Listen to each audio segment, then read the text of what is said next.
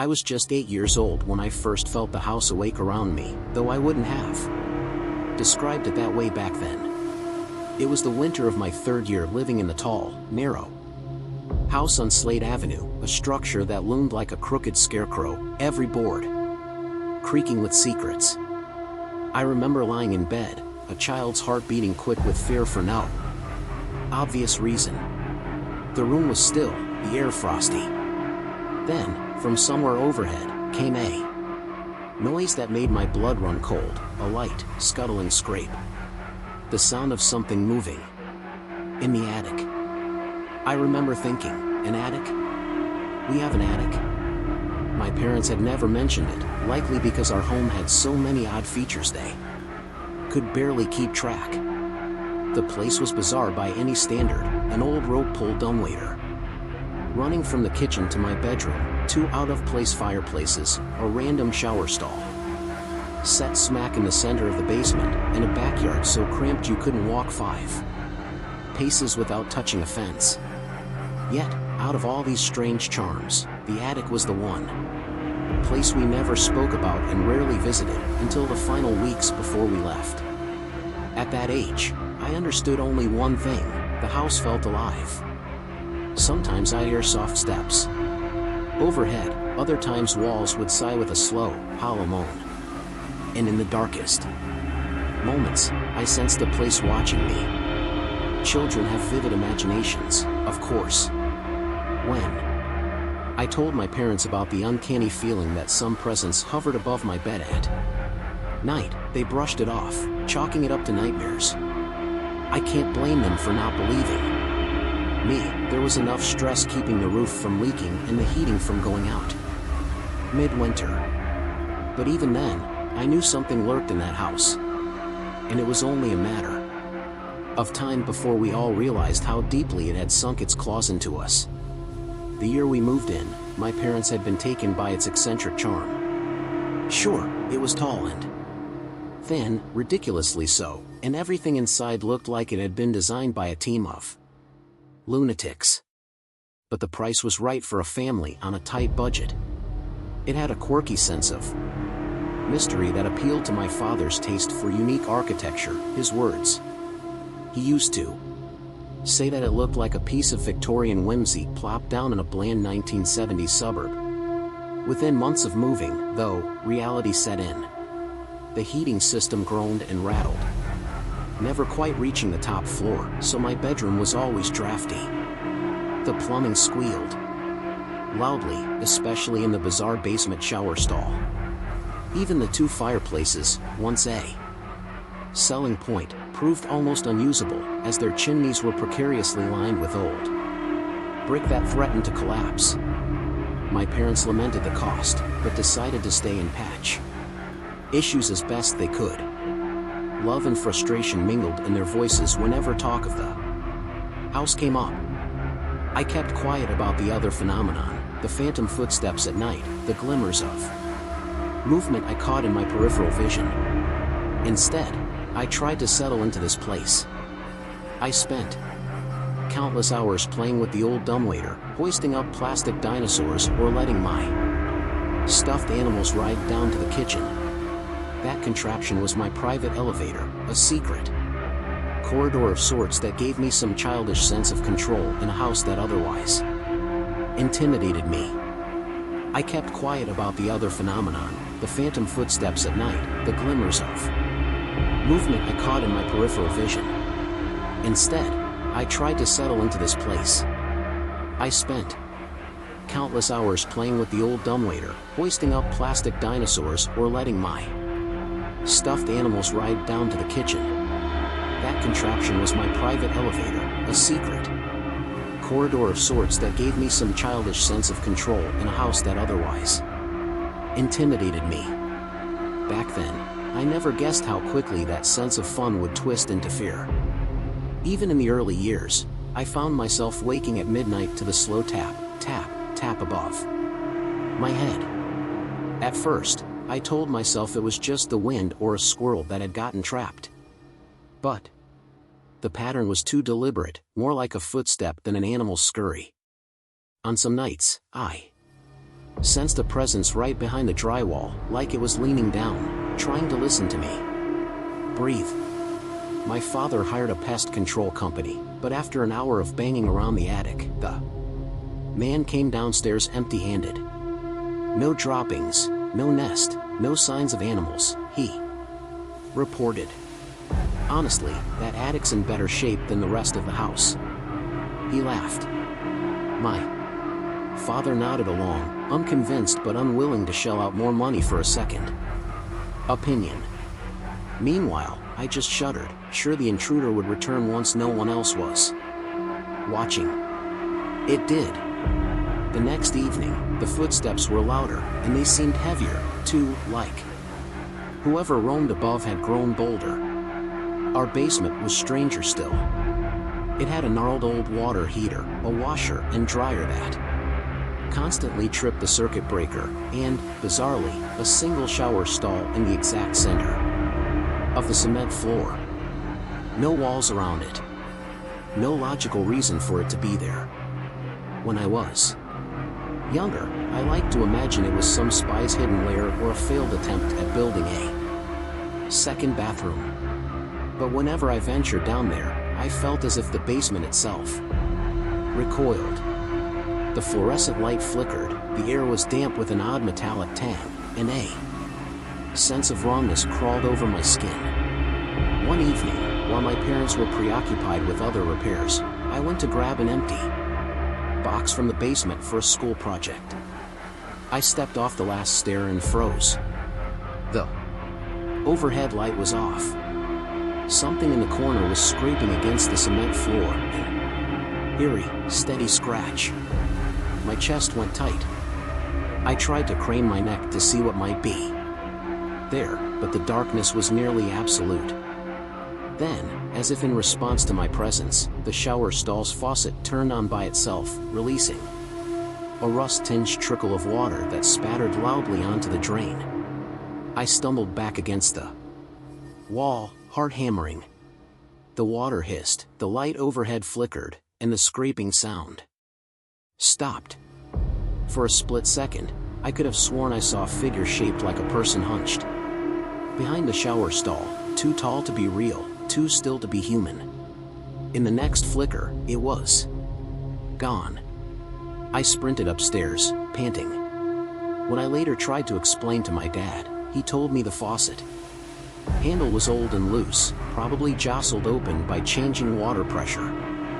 He replaced the handle the next day. But I knew what I'd seen, the echo of a shape, a presence. And though I tried to bury it in my mind, the memory lingered, leaving me with an unshakable fear that we were not alone. I sprinted upstairs, panting. When I later tried to explain to my dad, he told me the faucet handle was old and loose, probably jostled open by changing water pressure. He replaced the handle the next day. But I knew what I'd seen, the echo of a shape, a presence. And though I tried to bury it in my mind, the memory lingered, leaving me with an unshakable fear that we were not alone. By the time I turned 13, the house had become a money pit.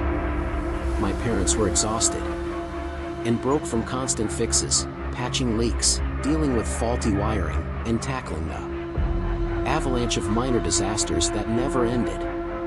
It was painful watching them struggle, because I loved the weirdness of our home, at least, I loved it before my nights filled with bone-deep dread. Still, I couldn't help feeling a pang of sadness when my father announced we would be moving. "We can't afford to keep pouring money into this place," he'd said, voice tight with regret. "It's time to sell." In the frantic days of preparation, I developed a game to cope with my anxiety. I'd toss clothes, toys, or shoes into the dumbwaiter and send them rattling down to the kitchen. It became my personal conveyor belt of junk. Soon, my room was in disarray, cardboard boxes stacked in corners, random objects strewn about. Over in my closet, I stuffed so many shirts, pants, and jackets onto hangers that they formed a solid brick of clothing. Whenever I Stepped inside, the sweet smell of fabric softener clashed with the stale odor that seeped down from the ceiling. And that was when I realized there was a hatch in the closet's roof. I'd never noticed it before.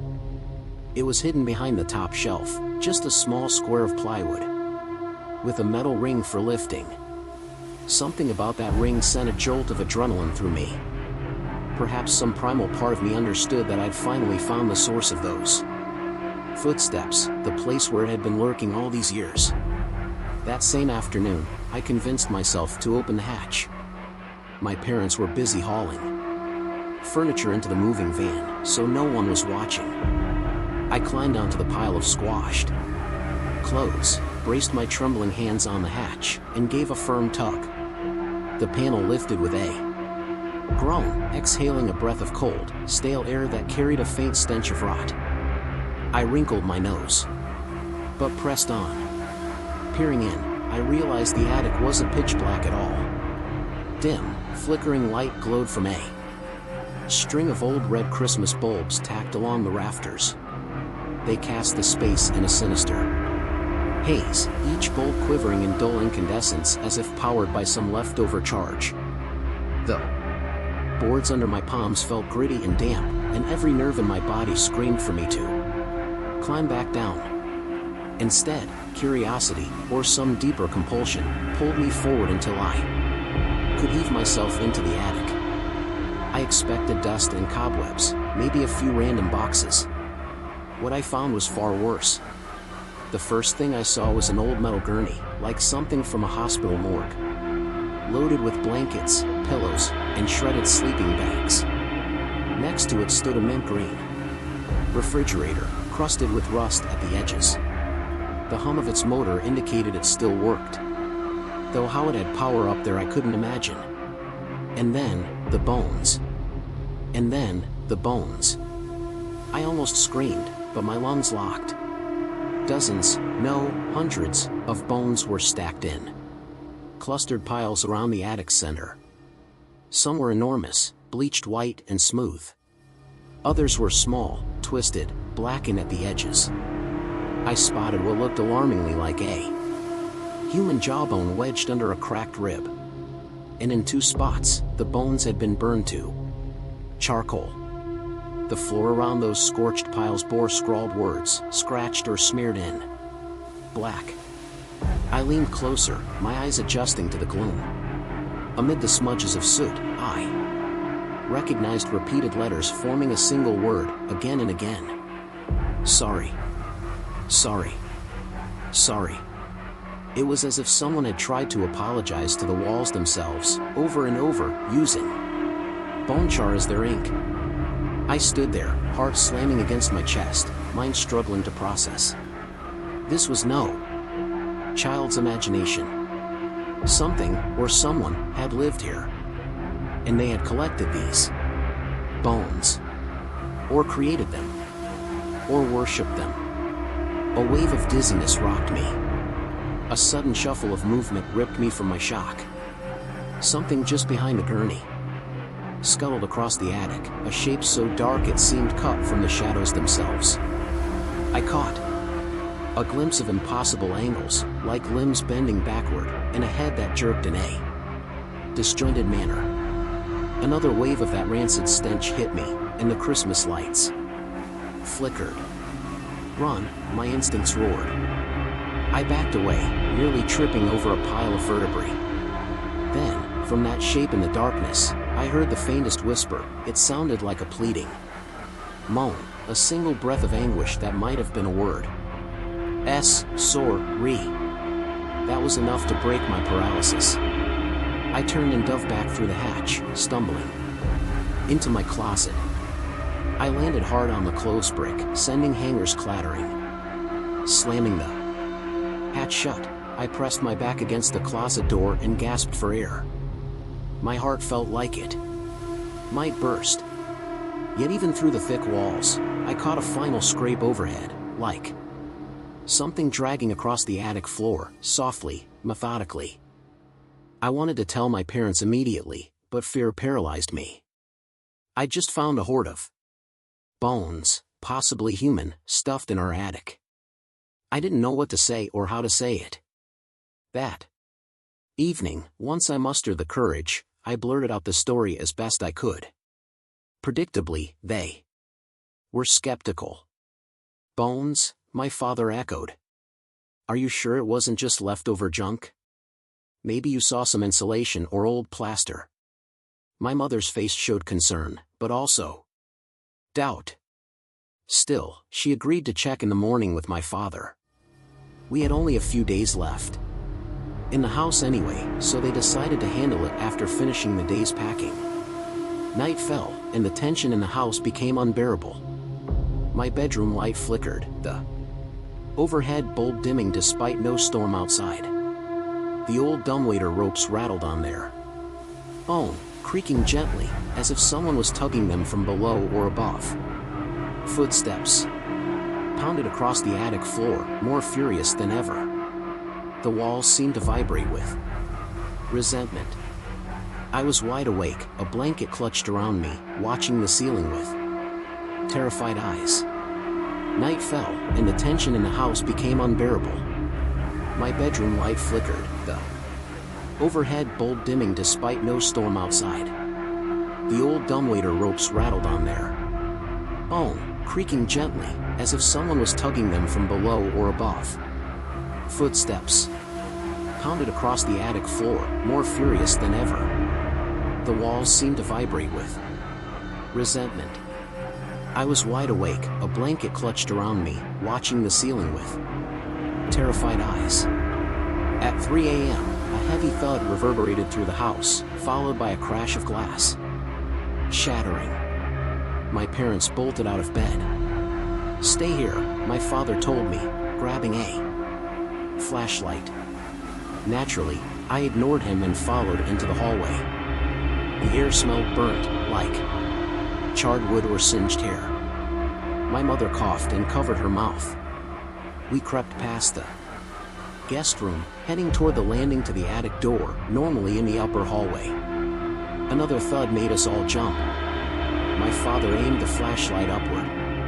That's when we saw something protruding through the attic hatch door, a single pale foot, contorted and skeletal. Toes splayed unnaturally. It vanished in an instant. My mother stifled a cry, and my father's hand trembled so violently the flashlight beam shook across the wall. "Go down," he whispered to us, voice quavering. "Call the police." But it was too late. The phone line was dead.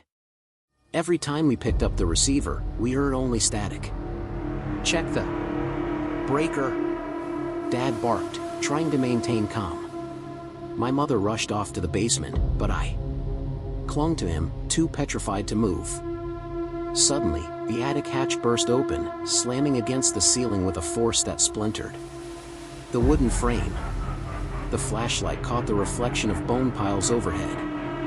For a split second, I saw that monstrous shape crouched near the opening, eyes reflecting an unholy red glow from the Christmas lights. My father swore, stumbling back. Then it was gone, scuttling away faster than anything human, deeper into the attic's recesses.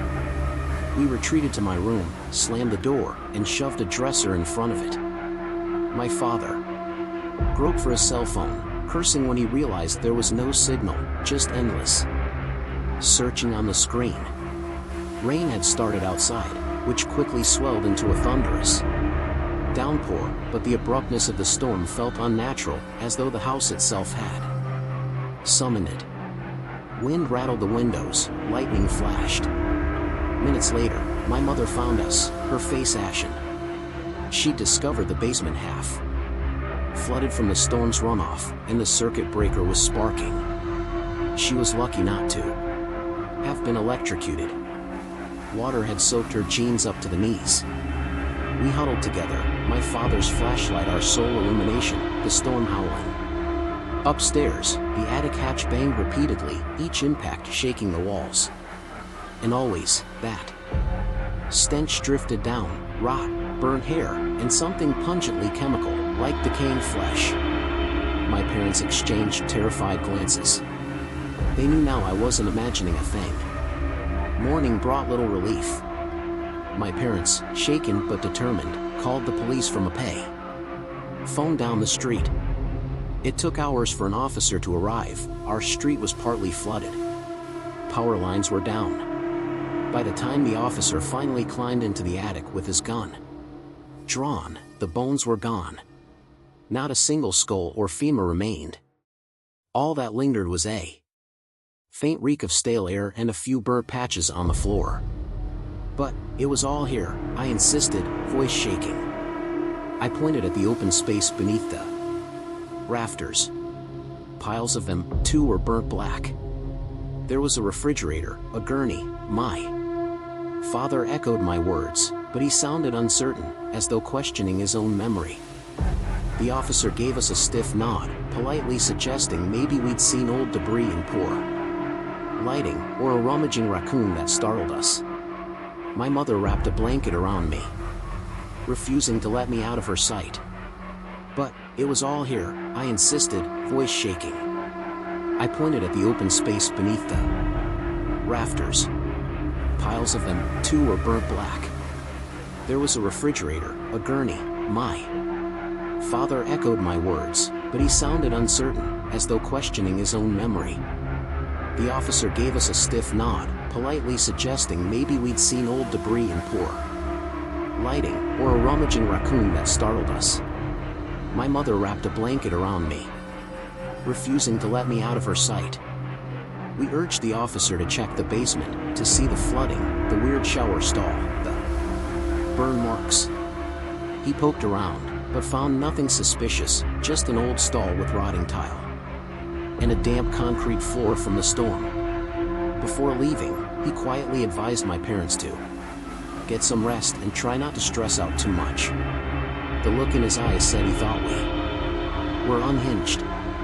We were left alone with the house once more, and we had no choice but to keep packing.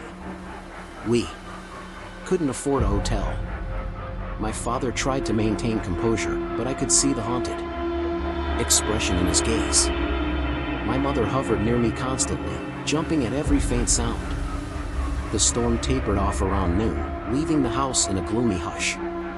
We resumed gathering boxes, shoving them into the moving van. Every so often, I'd feel the house shift. The walls almost flexed, like a living organism. I had trouble breathing, chest tight with dread, certain the next horrifying moment would be even worse. Despite our horror, we needed final items from the top floor.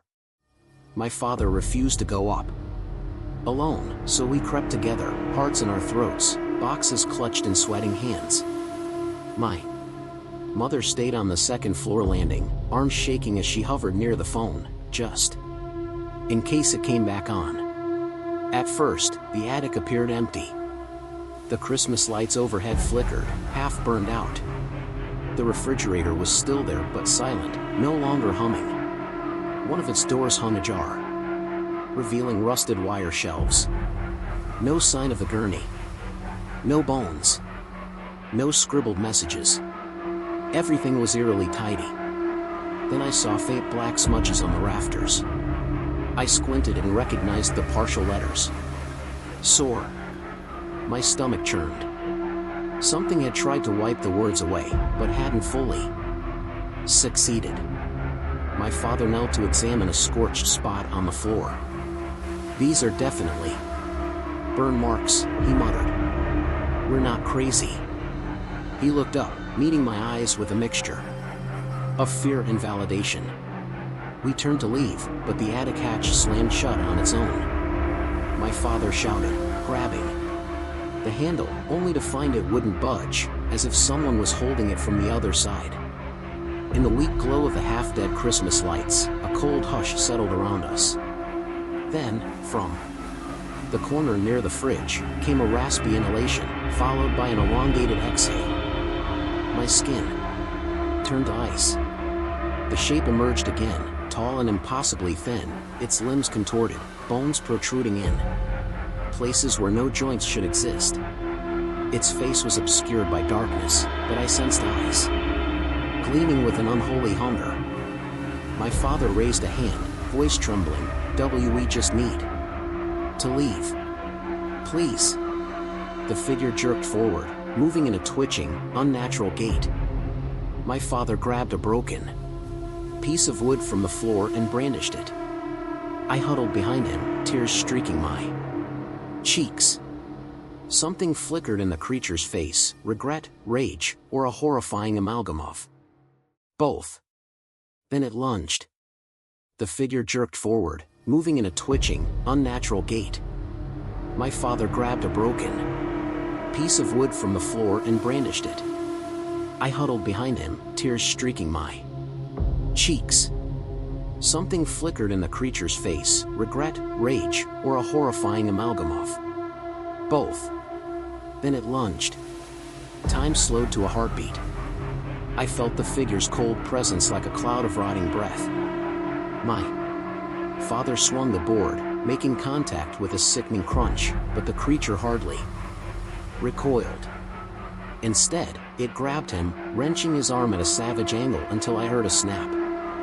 My father's scream tore through me. He collapsed to one knee, clutching his broken arm. The thing loomed over him, an echoing moan leaking from its parted lips. Acting on pure terror, I lunged for the attic hatch, yanking with all my might. It jerked open, nearly slamming my face. With a gasp, I grabbed my father's good hand. He stumbled forward, his broken arm limp at his side. Together, we scrambled downward. The creature let out a ragged hiss, but didn't follow. The last image I caught, in the corner of my eye, was the figure standing there, stooped and trembling, a single char-stained finger painting the word "Sorry" across the attic floor. We tumbled into the second-floor hallway. My mother shrieked when she saw the angle of my father's arm. What happened? Oh God, she tried to call 911 again, but the lines were still dead. She ran to grab the car keys, intending to drive us to the hospital herself. That was when the front door slammed shut on its own. When we tried to yank it open, the knob refused to turn, as if the house itself had locked us in. Rain started again with renewed fury, thunder rolling overhead. The windows rattled, the lights flickered. The entire structure groaned. My father, delirious with pain, insisted we break a window.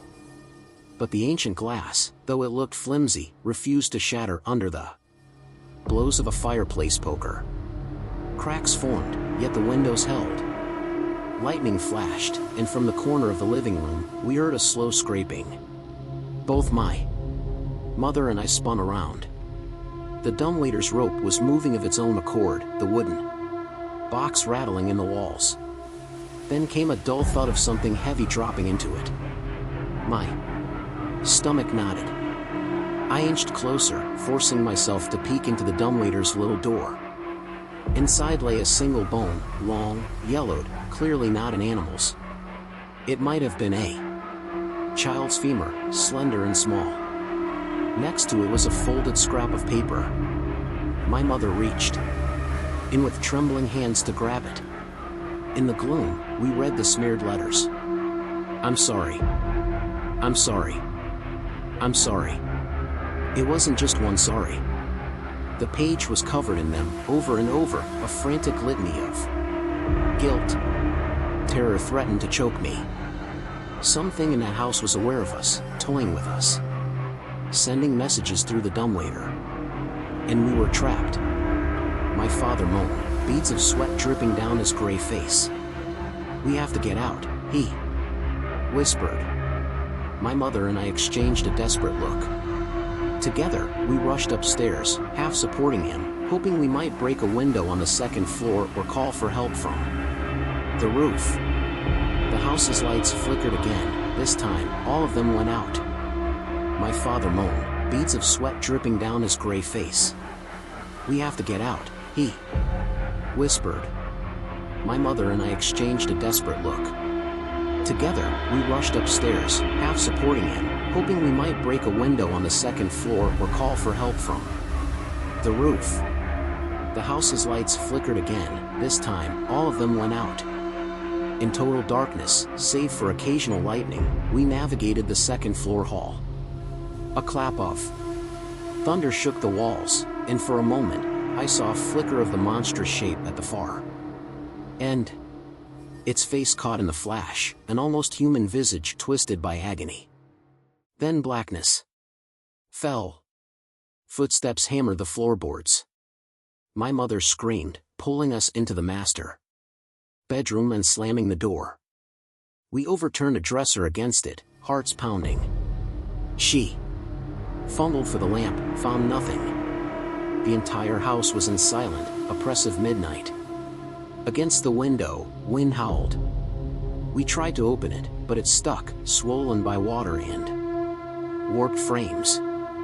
My father sank onto the bed, wincing at each jolt of movement.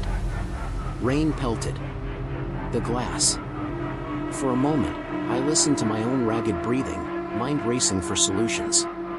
Could we jump from the second-floor window if it opened? Might break an ankle, but it was better than being trapped. What if we tried to break through a wall? Then we heard a new sound that froze my blood, the clacking of bones. Like someone rattling a chain of vertebrae or tapping them against the walls. It grew louder, coming closer, building into a macabre symphony of hollow knocks. Lightning flashed again, illuminating the crack under the bedroom door. Something dark passed by. My mother clasped my hand so tightly my fingers hurt. A scraping at the door. A faint whisper. Why? Tears blurred my vision. My father, delirious, tried to stand. "Leave us alone," he shouted. Another flash of lightning revealed a slow swirl of shadows creeping in from beneath the door, as if the darkness itself was seeping through the crack. Suddenly, the door flew open, dresser and all, shoved with unnatural force. My mother staggered back, nearly losing her grip on me. The figure filled the doorway, half-crouched, bones jutting out beneath rotted flesh. Its mouth hung open in a silent scream, and in the flicker of lightning, I saw entire clumps of hair missing from its scalp. I couldn't be sure if it was a ghost, a demon, or something worse that defied naming. Our feeble candle flashlight. My mother had found a half-melted candle on the bedside table, cast dancing, terrified beams on the thing's face. For a heartbeat, I sensed sorrow radiating from it, a pit of despair that dwarfed my own terror. Then it roared, a sound like wind through a graveyard, and lunged into the room. The candlestick fell from my mother's hands. I pushed her aside, grabbed the bedside lamp, and hurled it toward the figure. It shattered on impact, sparks flying as the bulb exploded. The creature recoiled, a shrill hiss scraping from its throat. My father, adrenaline fueling him despite his injury, grabbed the fireplace poker we'd carried up and brandished it. For a moment, we all froze in a standoff, hearts pounding. Lightning strobed again. The figure's features flickered in ghostly afterimages, blackened teeth, hollowed eye sockets, twisted limbs. Something intangible pulsed between us, thick with centuries of pain and regret. Then, abruptly, the creature retreated backward into the hallway, letting out a choked sob that might have been sorry. Another thunderclap boomed, shaking the walls. Lightning strobed again. The figure's features flickered in ghostly afterimages, blackened teeth, hollowed eye sockets, twisted limbs. Something intangible pulsed between us, thick with centuries of pain and regret. Then, abruptly, the creature retreated backward into the hallway, letting out a choked sob that might have been sorry. Another thunderclap boomed, shaking the walls.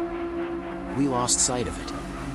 My mother and I quickly barricaded the door again, pushing a heavy dresser and bed frame against it. She flicked on her phone's flashlight, relief flooding her face. When she realized she still had battery clinging to that tiny glow, we turned to my father, who slumped on the bed, trembling. He was going into shock. We needed help, now. 11. Desperate escape. Acting on a surge of resolve, my mother hammered at the window frame with the fireplace poker, prying it inch by inch. After agonizing moments, she managed to wrench it open, letting in a spray of cold rain. The wind nearly knocked us down. Lightning streaked overhead, but we saw our chance. We could climb onto the roof and descend via the gutter or drain pipe. I helped hoist my father through the window. My mother and I followed. The roof shingles were slick, the slope steep. One misstep, and we'd tumble 2 stories. But the alternative, staying inside with that wailing entity, was unthinkable. Carefully, she braced him while I scrambled to secure my footing. Below us, the yard was a narrow strip of soaked grass ending in a wooden fence. My father's face twisted in pain, but we had no time to hesitate. My mother went first, inching toward the gutter. She tested its strength, then motioned for me to follow. Finally, we eased my father down. We all clung to each other, the gutter creaking, until we dropped into the mud. Rain hammered our heads. Lightning revealed the windows above, where for just a split second, I swore I saw that shape pressed against the attic glass, its mouth parted in a silent cry. We half carried my father to the neighbor's house, hearts racing, drenched to the bone. My mother pounded on the door until the neighbor, startled, threw it open. I remember the look of horror in that woman's eyes when she saw our state. She dialed 911, and soon an ambulance arrived, along with the police. My father was rushed to the hospital.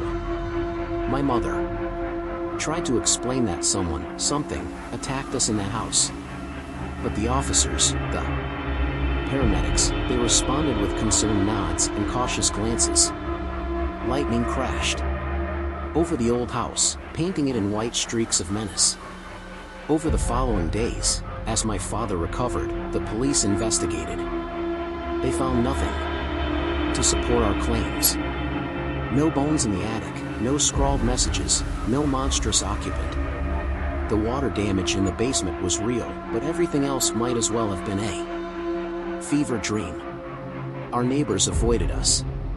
The more we insisted about the horrors we'd seen, the more they whispered that we were just traumatized. Yet, I knew the truth, and so did my parents. Despite the official skepticism, we wasted no time.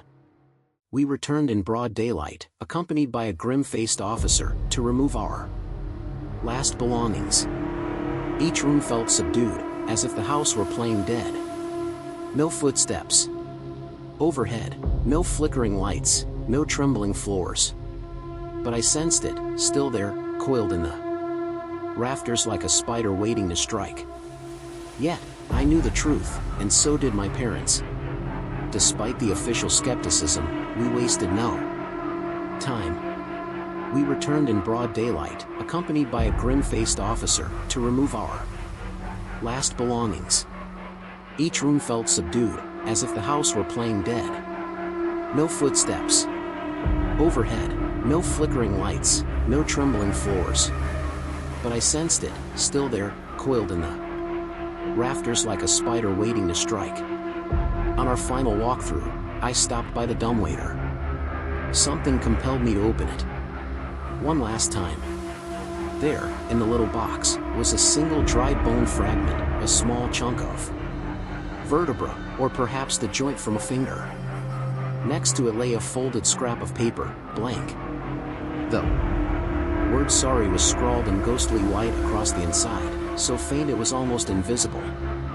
I stared at it, heart pounding. It's apologizing again, I realized. A wave of pity, fear, and revulsion washed over me. I dropped the note and slammed the dumbwaiter shut. We left without another word. 13. Aftermath. The new owners moved in a few months later. We heard little about them, but rumors drifted through the neighborhood of odd sightings and unexplained noises. They tried to renovate. my father said, only to give up after a year.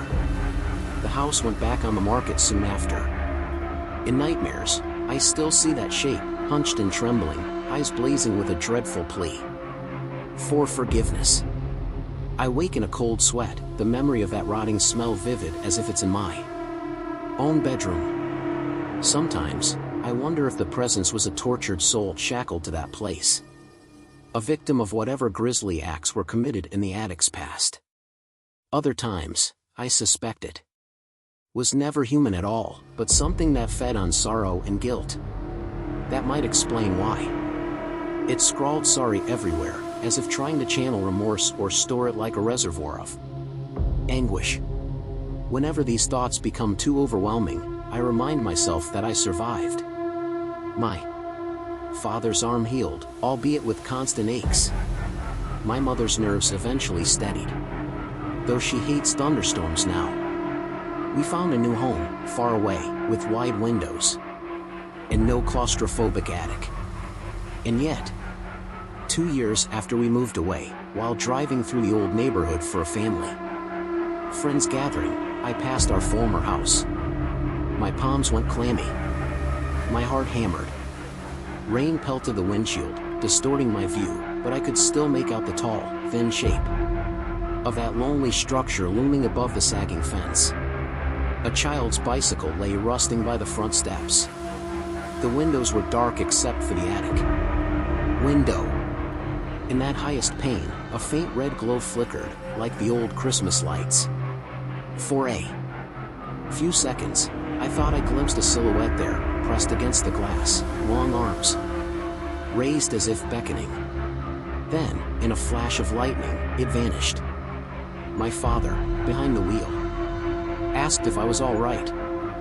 I didn't answer. I simply stared out the window, a chill gripping my spine. That night, my dreams returned in force. I found myself in the attic, red bulbs sputtering. Overhead, the piles of bones once again heaped in towering stacks. In the dream, the creature knelt at my feet, arms outstretched, black tears running down its withered cheeks. It tried to speak, but all it could muster was that same dreadful word, repeated like a broken mantra. Sorry, sorry, sorry. I woke up screaming, the smell of rot still clinging to my nostrils. I woke up screaming, the smell of rot still clinging to my nostrils. 15. Unanswered questions. To this day, I remain torn about the entity's true nature. Was it a malevolent force, demonic, twisted by pain, seeking to trap souls in that wretched house? Or was it a remorseful ghost, condemned by some ancient sin, compelled to gather and burn bones in a desperate attempt at atonement? From old newspaper archives, I learned that a reclusive doctor once lived in the house around the 1890s. He was rumored to conduct unauthorized autopsies in the cellar. Some locals whispered he had a lab in the attic. There were no official records of missing persons, but legends persisted that travelers disappeared near that property. Did the doctor's dark practices birth this creature, binding it to the house for eternity? I'll never know for sure. Even writing about it dredges up primal fear. But I have a theory. The entity was, and is, both monstrous and pitiable. It might have been part human, part supernatural, forced to exist among the bones of those it harmed or failed to save. Perhaps the "I'm sorry" scrawled everywhere was a tortured confession, repeated across the decades, echoing through walls, through time. Of course, rational people say it's nonsense. They think my family simply had a bad experience in an old house, mixed with illusions born from sleepless nights and stress. I wish that were true. But I can't shake the memories, nor can my parents. My father, every time a thunderstorm rattles the windows, goes pale as a sheet and cradles his old injury, whispering that he feels a chill in his bones. My mother grows anxious the moment she hears an unexplained creak in any building. And as for me, my nights are plagued by the phantom taste of rotting air. The soft rattle of a dumbwaiter rope in the distance. 16. One last warning. I tell this story not to beg for belief, but to issue a caution, if you ever find yourself in a strange house where unseen footsteps roam above you, where battered furniture hides improbable secrets, and where sorry is carved into walls or written in stains that vanish when others investigate, run. Don't wait for the place to fully awaken and pin you under its nightmare. Don't assume you can fix it with better lighting or a new coat of paint. Some houses are tainted, saturated by an evil that no exorcism or renovation can purge. I also hold a morsel of sympathy for whatever lurks in those rafters, bound by sorrow. There's a chance it never wanted to harm us, that it needed us to understand its regret. But that doesn't erase the terror, the danger. Apologies mean little when the presence behind them can twist your bones and trap you in a living hell. Now, I live in a cheerful home with no attic or basement, high ceilings, and bright windows. And yet, at night, I still pause when I hear the faintest scuffle overhead. My spouse insists it's just the wind or the building settling. My heart speeds up anyway. I can't help imagining it. Followed me somehow, drifting in my shadow, waiting for a new, quiet corner from which to whisper, sorry, sorry, sorry. Now, I live in a cheerful home with no attic or basement, high ceilings, and bright windows. And yet, at night, I still pause when I hear the faintest scuffle overhead. My spouse insists it's just the wind or the building settling. My heart speeds up anyway. I can't help imagining it. Followed me somehow, drifting in my shadow, waiting for a new, quiet corner from which to whisper, sorry, sorry, sorry. I pray I'm wrong. I pray it remains caged in that cursed house on Slate Avenue, pacing the cramped attic floor, staring out through the single window with its flickering red lights. Because if it ever escaped, if it attached itself to me or anyone else, it might find new ways to gather bones, scrawl apologies, and feed on fear. That is a fate I wouldn't wish on my worst enemy. Epilogue. Some nights, I dream I've returned to the hallway outside my old bedroom. The door to my closet is ajar, and a cold draft wafts down from the attic hatch inside. Red light spills out in faint pulses. I stand there, trembling, knowing I should run. But an unseen force draws me forward. My hand reaches for the rope of the dumbwaiter. I feel bony fingers brush my skin, leading me upward. In that final moment, I hear it again, I'm so sorry. And I always wake before I see what it really wants to show me. But the apology remains. A hollow, endless plea echoing in my mind, begging forgiveness from an empty house full of nightmares.